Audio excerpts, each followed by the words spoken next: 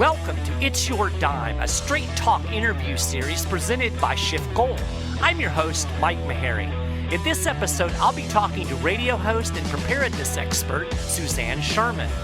Suzanne and I will discuss why everybody should be prepared for a disaster, why we can't count on government to save us, what kinds of supplies we should have on hand in case of an emergency, how to store all of your prepper stuff, planning for your entire family, how to be ready for a barter economy, and the ethics of preparedness.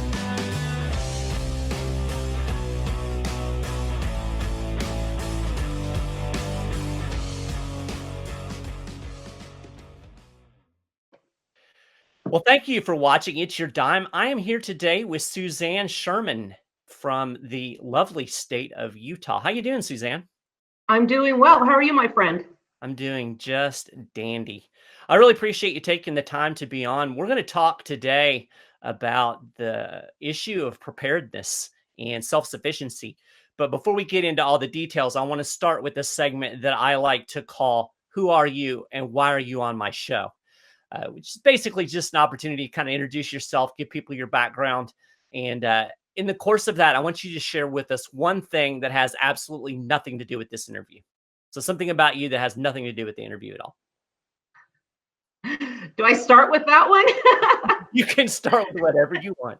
Let's see. Who am I? I'm essentially a nobody that has kind of risen to some sort of having a following because of what I'm trying to advocate to people, that rather than being so frustrated with whether or not be politics, or as I was concerned growing up in California as a little girl, I heard all these stories about California going into the ocean one day. And that terrified me because I never understood the context. Once I grew up and became a mother, I realized that simply wringing my hands and worrying about something over which I had no control, I needed to come up with a plan to provide for my children in the event of a major earthquake. So I started small, and I started with growing food. I started with storing food. And rather than worrying, it's a very empowering hobby. I like to refer to preparedness as not something you see, as we'll get into, that has been sensationalized on television, but it's something that everybody can do regardless of where you live or what you're concerned about.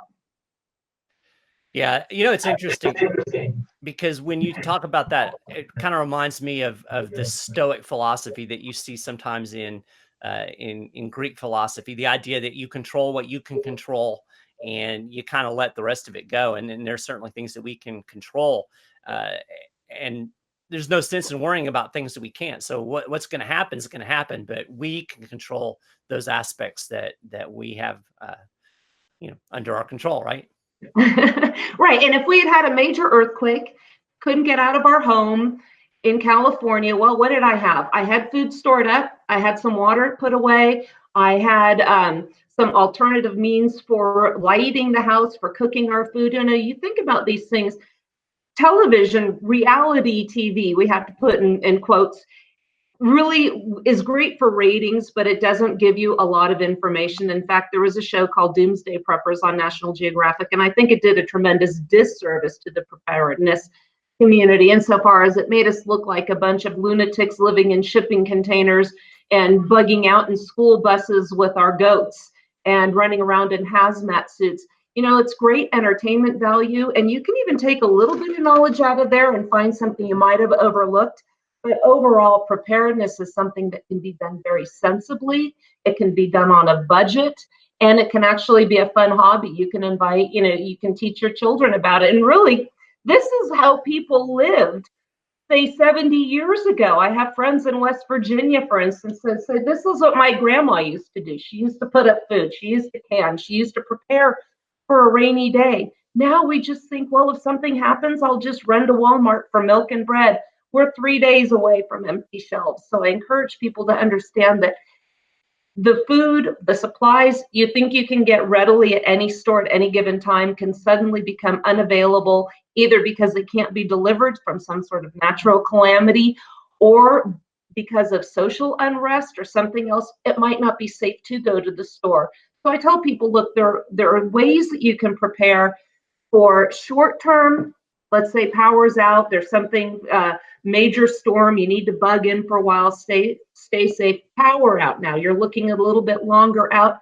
And then you can venture out into the area. What would I do if there's a long-term collapse? For those that are thinking about getting started, think small. Think what is common to you. What are you worried about the most? If it's an earthquake, prepare for an earthquake. If you live where there are hurricanes, prepare for those. Arthur T. Bradley wrote a book that it was my starting book when I started getting interested in all this. And he says that we live on the most dangerous continent, weather-wise, on the planet. So that should give everybody some pause and think, you know what? This could affect me. It's not in the realm of craziness to be ready for what he refers to, for instance, as the 5 horsemen of death: tsunamis, earthquakes, tornadoes, hurricanes, and floods. Many of us are susceptible to those. Many of us are susceptible to losing our jobs. We're susceptible to illness, which can be financially devastating. You mentioned hyperinflation. Isn't that a way of tying in with your SchiffGold series here? That's, what we're talking about really complements your strategy in gold investment. Yeah, absolutely. So one thing about yourself that has nothing to do with this at all.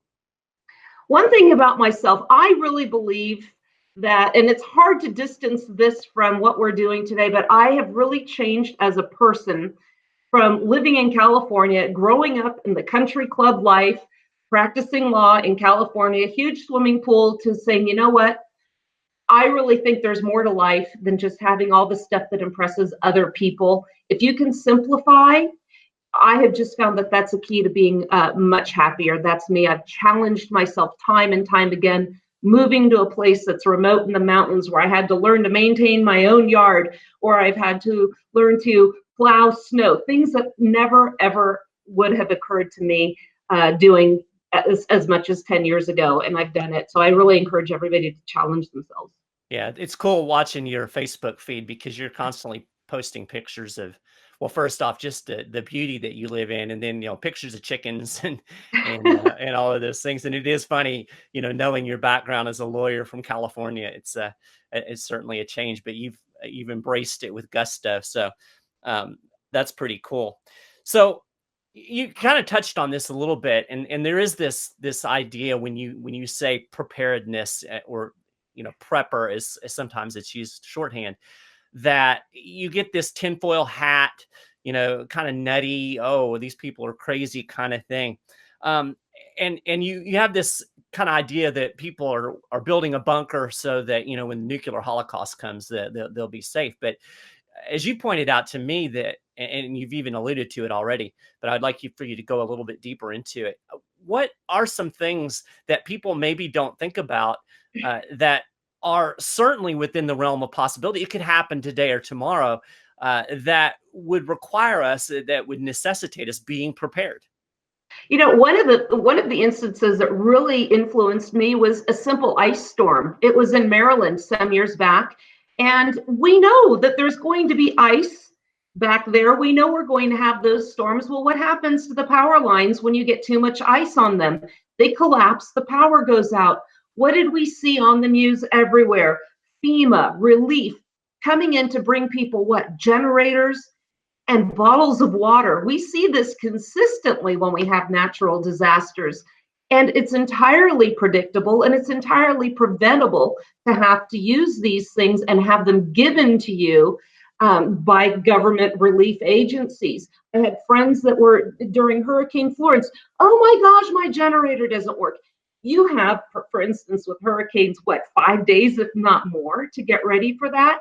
So, there are so many ways that this can affect you that, again, is not something that's tinfoil hat. I'm not preparing for the zombie apocalypse. But think about this. I encourage people to, there was a movie called American Blackout. And the premise there was, I believe the power grid was down. There was no power on this continental landmass for 10 days. And they show people who do very well, who are prepared, and who did so reasonably. And then they show people who perished because they had absolutely no idea what was coming. We know about hyperinflation. We've seen this happen many times. We've experienced hurricanes. We see all these natural disasters. We've seen social unrest. So what's the harm in planning, even if you're going to possibly lose your job? Have some stuff put away. I consider also food, items that we take for granted that you can purchase now. If something happens, you don't have to buy them at hyperinflationary prices down the road. Yeah, and you underscore a good point. And my mom lives in Florida on the coast, and every year, as she approaches hurricane season, she gets her, she makes sure she's stocked up on water, uh, food supplies, batteries, all of the things that she needs. So my 76-year-old mother is, in a very real sense, a prepper, and she's hardly the tinfoil hat type of person. But this is just really common sense. And as you noted, you don't have to live in a hurricane alley. I mean, I'm in Kentucky. We have tornadoes, ice storms. I think no matter where you are, there are the potential for these, if nothing else, short to medium term type of situations where you can very easily find yourself, cold, hungry, and desperate pretty quick. But here's the question. I'm sure a lot of people have this mentality. Why can't I just rely on the government? I mean, we've got FEMA and we've got, state agencies, and the National Guard will come. I mean, why do I need to worry about it? I've got these people that are going to come help me. Why can't we depend on those people? Let's engage in the fantasy for a moment that the government is completely efficient. Now let's get into the reality that there could be some genuine physical obstacles preventing them from getting to you, or preventing you from getting to them. For instance, again, there could be, after a hurricane or tornado, power lines down everywhere where it's simply too dangerous, or you don't want to leave your home because it is not safe to do so. Think about it this way. There are a tremendous number of opportunists out there who otherwise might be decent neighbors and decent people in your community, who for whatever reason have not prepared, who will think nothing of, when your children are hungry, going out and taking by force, if reasonable requests do not suffice, to take what you have. So you might not want to be out there trying to get these goods that the government is going to give you, and it might not be safe to leave your home and then come back to find other people occupying it. Okay, so I'm convinced. But as a, regular person who's never really thought about this before, it can kind of seem overwhelming. I mean, oh my gosh, okay, so what do I do? So can you kind of give us some first steps for the person out there that might be watching that's thinking, oh, well, maybe this is a lot more reasonable and necessary than I thought. What are some first steps that people can take when it comes to preparedness? That's such a great question, because I struggled with that myself. Again, when I started getting ready for instance, earthquakes, because we had several of them when my boys were small in California, I got a duffel bag ready of some food that I kept by the bed, or something that I could access easily, flashlights, batteries, shoes by the bed, because if there's broken glass, you want to have protection for your feet. So I started by what was most likely going to affect us. And I had that. And then I thought, well, what else can I do if there's going to be power out long term? I remember the earthquake in 1989, the power was out for a while after the Loma Prieta quake. So I started expanding that. And I tell people, if the most important things to focus on, especially for the short term: food, water, shelter. I can't afford to buy all that food, people will say. You can always find bargains at these stores. When you find these bargains, take advantage of them. Or tell yourself, every time I go shopping, I'm going to get 2 extra cans of food, or store up some water, or do something, buy some warm weather clothes if we have power out for a long time and we live in an area like I do in the mountains. There's always a way you can start small and do it smart. I also discourage people from trying to do it all at once. You see all these advertisements everywhere. There's very big money to be made in this industry, where you see buy a year's supply of food from XYZ food bucket company. I encourage people to resist that temptation, because the easy solution is a solution that's not going to be beneficial to you long term. That food tends to be very high in sodium, and you want to come up with ways to vary your diet. It's great for short term. Get some food buckets. I have an example here where I bought just the meals already prepared, rather than trying to get where you're paying an exorbitant amount of money for oatmeal or orange drinks, that sort of thing. You can get your meals already prepared. So start small and make it fun. Food, I have food. I grew tomatoes, I told you, and I can them. I pressure can them. I don't worry about my freezer. You can freeze meat. This was kind of my next tier. That was elk. That's kind of my next tier. Is once I started growing food, I decided, how can I preserve this harvest and not rely on the freezer, which in turn relies on the electrical grid. So start simple, branch out from there. If you want to buy some canned foods, get extra supplies, think about the times when it might not be reasonable to try to get to a store or get to relief. You should be able to, absent something that makes your home unsafe, be able to be there at least for a couple weeks. That should be your goal. So here's a practical thing that just comes to my mind. Living in a relatively small house, do you have any practical advice for storage? Because that's the thing that seems most overwhelming to me. I want to get some food. I want to get water. Where the heck do I put this stuff? You can be very creative with that. I mean, there are always nooks and crannies. I see people that actually make tables from water, or they actually put their mattresses on supplies of either water barrels or boxes, and you can store things under beds. You can get creative with your closet space. You just have to make sure, if you have storage underneath your home, make sure it's safe from rodents. But you'd be surprised how much closet space you have, whether it be a garage. Make sure, again, what you're storing isn't too sensitive to temperatures. But it's there are so many ways, if you're serious about it, to find storage. Again, if you're short on storage space, don't have big jars of food like I have here, but you can have smaller packets of food, freeze dried, or food where you have to have water. Again, you can squirrel away water anywhere. Or I have a creek running behind my house, so I don't have to store vast amounts of water. You can purify water. If you have access to water, it takes a lot less storage space to purify it than it does to store gallons and gallons of water. Rule of thumb, whatever your situation is to plan on approximately 3 gallons of water per day per person. One little trick that I do is when I run out of a bottle of, say, liquid soap or shampoo, I pour water into that bottle and I put it away in a closet or storage somewhere. That way, if water supplies are short, you already have water that's soaked up for hygiene, and you don't have to get into and compromise your drinking and cooking water supply. That's a really cool idea. See, that's something I never would have thought of. That's why you're smart and I'm not, I guess. We all have our things, but and even I had another gal that has a hugely popular website. She didn't think of that either. But again, if you have the space, go ahead and use it. But it can be done even in an apartment. Yeah, absolutely. And I think it's important to note that, if you're in an apartment, it could be even more important because you have that situation where you've got people packed around you and you want to be able to be self-sufficient. Here's something that kind of was running through my head. We tend to think about ourselves, but most of us do have families and other loved ones that we would certainly want to make sure are taken care of in a situation like this. What are some considerations that people need to have in their mind when it comes to family members and taking care of a larger group of people?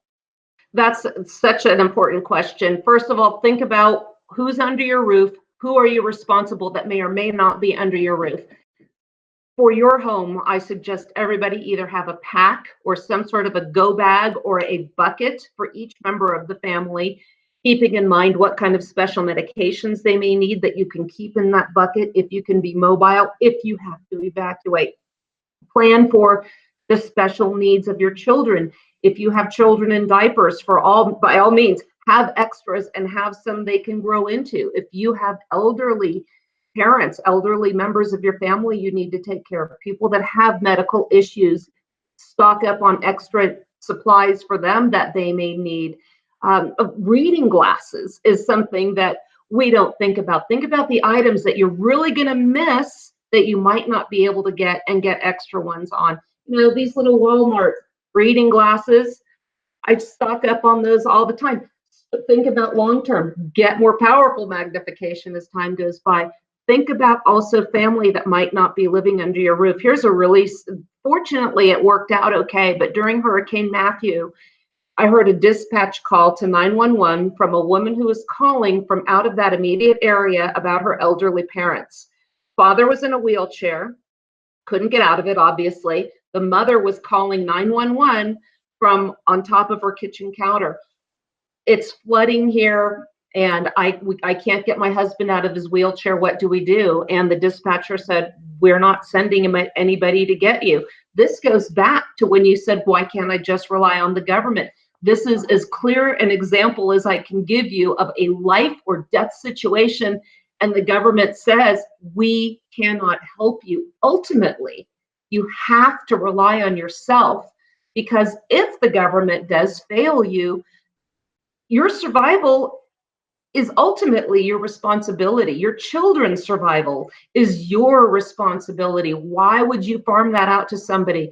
Hopefully it would work out, but if it doesn't, wouldn't you feel good about yourself that you are surviving in a situation where other people are miserable? That's a chilling story. And, as you were thinking about it, it occurred to me, just the basic thing, like making sure that everybody in your family is on the same page. For instance, I have children that live in town, but they don't live with us. So, one of the things I'm definitely going to do after talking to you is make sure that we sit down and have a talk and say, okay, if these situations develop, this is what we're going to do, so that we have that plan in place, because you can't necessarily depend on a text or a phone call in the middle of an emergency. That's, another one of those things that we take for granted is having instant communication with each other. So I think it's really important to have a plan in place with family members and even friends that you're not necessarily living with, so that okay, in this situation we're gonna meet here, or we're gonna do these certain things. It's absolutely crucial to have a plan ahead of time, especially if you're fortunate enough to have family in your area. Where is our rendezvous point? What is going to be plan B if our house is destroyed?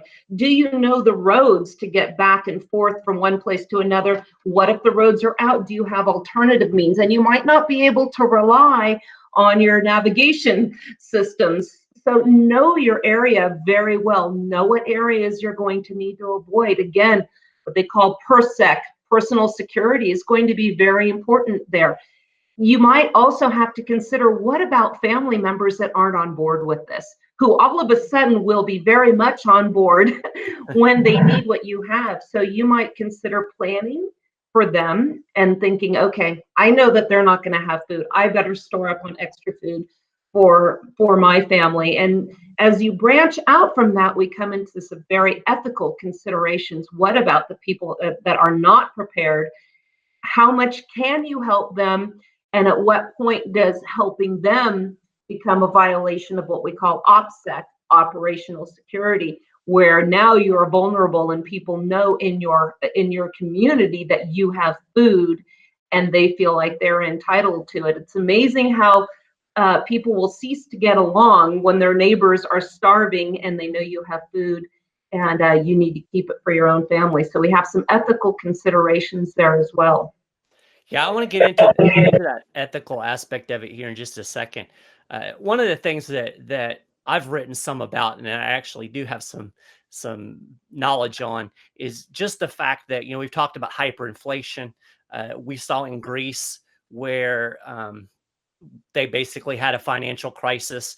Banks shut down. People couldn't get access to their cash. I mean, just think about the power outage. You can't stick your card in ATM when the power's out. So it's very important to have funds available, and not necessarily Federal Reserve notes, because in the event of hyperinflation or some type of financial meltdown, people may not really care a whole lot about your dollars. So one of the things that we talk about, and we have a section of this on the SchiffGold website, is just having the ability to barter. For instance, one of the things that we have here in our home is junk silver, old silver coins, just quarters, dimes, and nickels. And you have a quarter that has silver content and it's worth about $4. So in a situation where I need to barter with somebody, I know that that's going to have value because precious metals hold their value. And I guess there's, it's not just necessarily having gold or silver, which would be important, but I think there's probably other things that you would want to have that would be more valuable than your Federal Reserve notes. Can you think of some things maybe that people would want to have on hand just for the ability to be able to barter? One thing somebody once told me was bullets. Well, absolutely. That's the first thing that comes to mind. Gold and silver is it's going to be a great way to come back as society starts rebuilding, to have some sort of a currency like that. But in a crisis situation, you can't eat it, and it's not going to have the intrinsic value as, say, food is going to have, or ammunition. You can also think of what are people really going to want at that time when they can't get it, that they will be willing to trade for. Alcohol, cigarettes. We're going to want to keep up our vices. Coffee, have coffee for people, even if it's little instant packages you can distribute and give to people. Hygiene things, especially for women who might not have planned. Medical supplies, even if it's just something like Advil. When you think about stuff like that, that is a highly concentrated form of bartering materials that doesn't take up a lot of storage. You talked about, how can I store all this? Well, I can have something that can maybe help them feel a little bit better.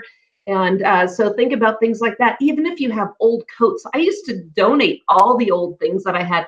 I find myself still donating and trying to help, but keeping coats handy, and for neighbors' kids, and they might need something like that. So pretty much anything that you use in life is going to be good for barter. Batteries, pencils, pens, paper, things like that. Now we're looking out a little bit long term. Another thing I tell people is, what's really great for barter is have a service you can offer. Are you good with electricity? Can you work with setting up a solar power system? Can you do woodwork? Can you fix things, plumbing, anything like that? Can you hunt? Can you provide food? Are you a medical doctor? Can you treat people, stitch people up? Everybody has something to offer in these communities. And what I advocate is get together with the people in your neighborhood. And if you know somebody that's a medical doctor, hey, you know what? Can we count on you in this situation? And in exchange, the community will in turn provide your family with the food, the water, and even security that you may need. So people have something to offer. It doesn't always have to be something tangible to trade. Well, if anybody needs anything written during the apocalypse, I'm your man. It is interesting. I was thinking, I've read a lot of, I used to be really interested in World War II history. When I was younger, I don't have as much time to peruse that stuff as I used to. But it is interesting if you read about the prisoner of war camps. In almost every one of those stories, you'll find that cigarettes became currency. And that's one of the things you mentioned. We love our vices, cigarettes, coffee, and booze. It always seem to have value no matter how bad things get. I'd like to circle back to the ethics, because that really fascinates me. And it's something that I don't think that a lot of people think about, or I don't think it's even really talked about all that much. And you brought it up. So can you get a little bit deeper into that? What are some ethical considerations that we need to consider when it comes to being prepared? And if we find ourselves in a situation where, the normal ties that bind society start to break down? What I'm going to do is start, like I did with the other aspects of it, start small. Start with your family, start with your group and your community. Is you are prepared. Your family, your friends choose not to, and they say simply, I'm just going to come to your house. That's one scenario where you have people that have just considered themselves worthy of coming under your protection, using the preserves that you have put aside for your own family. And now all of a sudden, food that you thought might have lasted for 4 people for 1 year, now you're looking at 20 people for just a week or two, maybe longer if you really ration it out, but that's not what you prepared for. So how do you turn these people away? What if your neighbors come? Or what if people passing through the community? We mentioned the opportunists, those that might not be kind-hearted, those that might think nothing of killing you for what you have. People might smell you cooking food. They might hear a generator, and they might come to your place and say, you know what, I think we're going to hang here, whether or not you like it. Ethical considerations. Do you help these people? Ethical consideration. Where do you draw the line now where you're going to defend your family? We talk about, you've heard my shows where I talk about the lawful use of lethal force. And as we know, in society that's functioning, the use of lethal force is justified legally when you have an imminent and immediate fear of serious bodily injury or death subject to the reasonable person test. All that goes out the window in a situation where calamity has ensued. So now somebody breaking into your home and wanting to steal your food can maybe be considered an immediate and imminent threat. Some people might not want to meet that with lethal force. These are things you have to consider ahead of time. So maybe if you have an ethical dilemma about using that, you better put some extra food aside, but you also better be willing to understand that that might not be enough for some people. So are you going to use lethal force? Can you set up a group of people that can protect your community? I also like to recommend, if people are really new to this, read some of these post-APOC novels. They're entertaining, and they also present you with scenarios that you might not have thought of. Two that come to mind. The first one I ever read was called Good Fences. My friend Boyd Craven wrote it. And it talks about a homesteader that he was a prepper, rancher. He had everything he needed on his large property. He shared a fence with a gated community, and the people who lived in this gated community, none of them were prepared. So now we have all these people all of a sudden thinking about how they can access what he has saved. Another one is called Wake Up Call by John McCann. That was a scenario where there was a massive earthquake in actually the state of New York, and there is a fault that runs through there. And they show how one couple who is completely unprepared and compares how well they do with a neighbor down the street who is a Marine Corps veteran and who was very prepared, and the pitfalls that each have and how this gentleman helps them. So ethically, you have to understand, am I ready to use force, maybe lethal force, or am I ready to just give it all up to the people that come need it and let the chips fall where they may? You have to decide how far out you want to extend this. You need to make these decisions, and you need to have it set in your head before you're faced with that situation. You can't be making these decisions in the heat of the moment. And we were talking about it just in terms of, concealed carry and ethical considerations that go along with that. If you're not willing to use that lethal force, then you'd better not draw that weapon. And those are the things that you have to consider, like I said, before you ever get to that point, because those aren't things you want to be trying to make up on the fly. So I think that's really great food for thought for people. And I think that's really kind of the overriding theme that you've brought to this, is that we need to think ahead. We can't just live in the right now moment, and to stretch an analogy a little bit, it's like, people that are all excited about the booming economy right now, because the stock market is up. You need to look, maybe a few months or years down the road and look at what the underlying situation is and be prepared for that, because living in the moment will often get you in a lot of trouble. Yeah, and I think, we talked about all these other possibilities and scenarios, but one of the things people really overlook is that our entire economic system is predicated on a foundation of fiat currency. It's backed by nothing. You mentioned dollar bills earlier. We might come to the point where I have a wood stove over there. they might be a good source of kindling and fire starters at some point.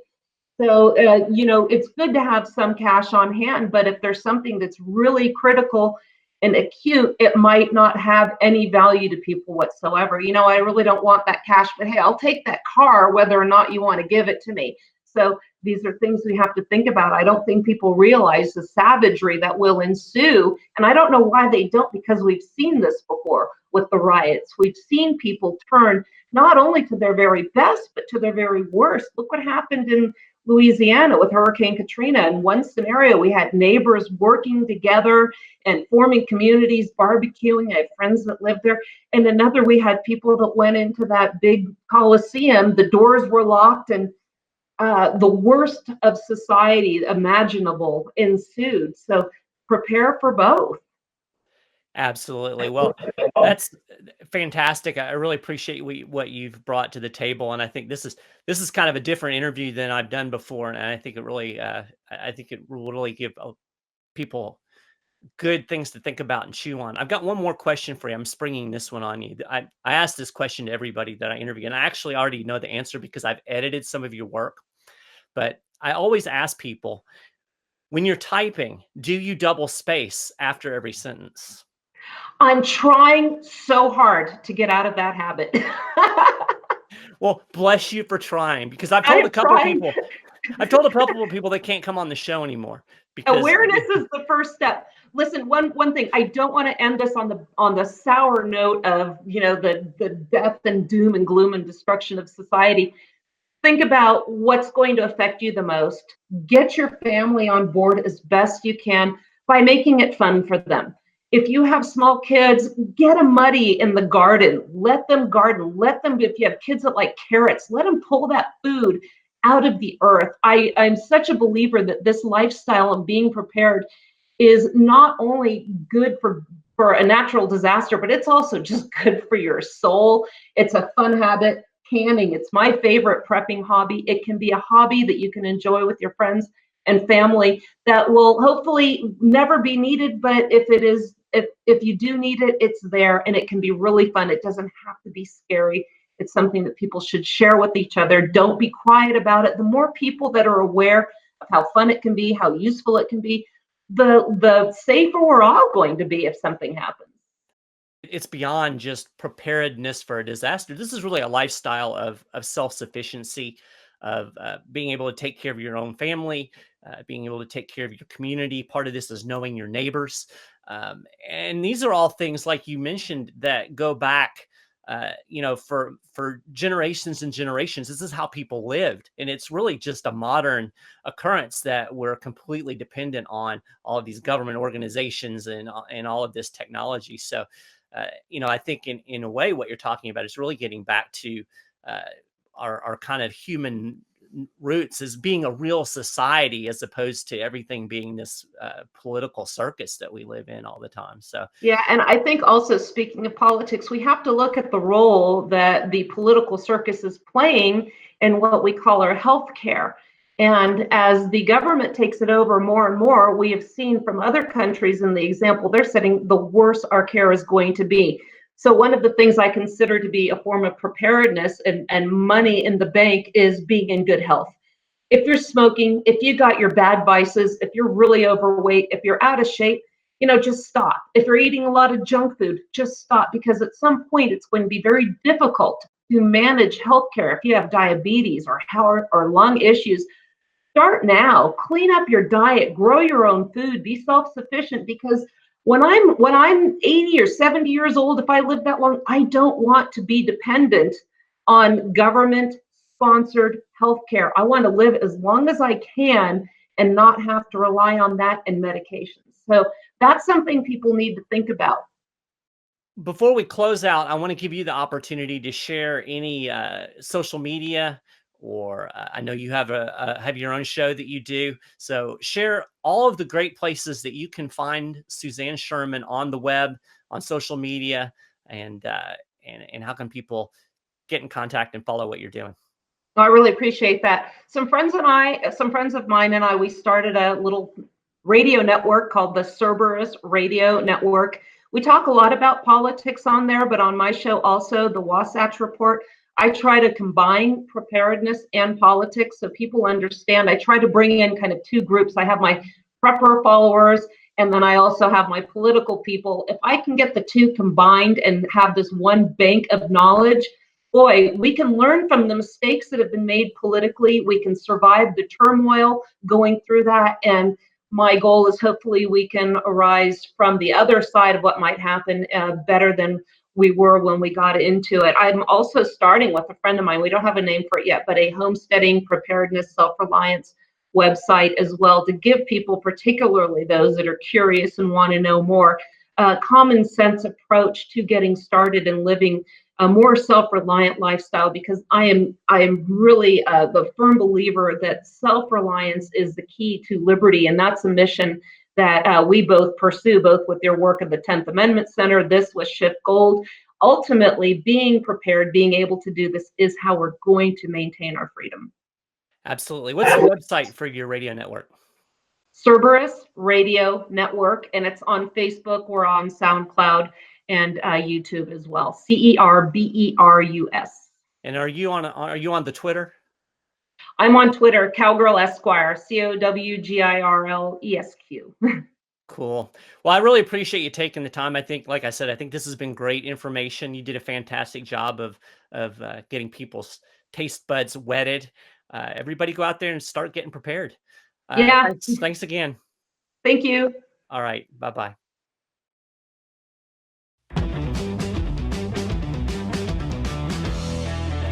You've been watching It's Your Dime, an interview series presented by SchiffGold. For more information on investing in gold and silver, talk to a SchiffGold precious metal specialist today at 1-888-GOLD-160. That's 1-888-465-3160. Or visit us on the web at SchiffGold.com. You can keep up with all of the latest precious metals news at SchiffGold.com/news. And tune in each week to the SchiffGold Friday Gold Wrap podcast. This is your host, Mike Meharry. I appreciate you watching, and I'll talk to you again next time.